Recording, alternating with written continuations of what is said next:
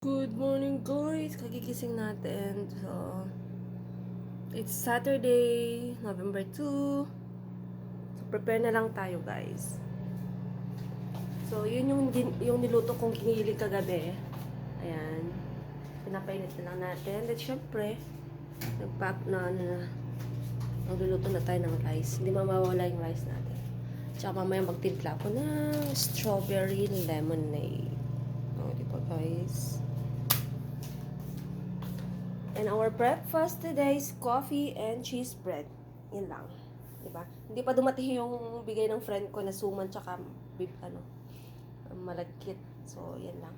Tsaka, syempre, baunin natin guys yung macaroni salad. Diba guys? So, kain na.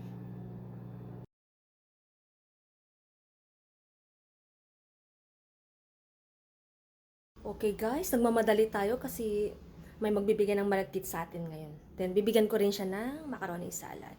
So, let's go guys. Naka-ready na rin yung baon ko. Let's go. Guys, nasa bahay na nga pala tayo. O, diba? Aga natin nakauwi kasi wala naman traffic. And guys, ang ganda ng nagabili kong bedsheet sa Shein, no? Wala lang siyang punda. So, bilhin natin ng punda. Ang ganda. I love it. Diba? Ang ganda rin ng tela. Oh. As in, cotton na cotton. Fit na fit siya talaga sa queen size bed, oh. Ganda. Then, thanks nanay kasi sa malagkit. So, binigyan niya ako ng biko tsaka yung suman.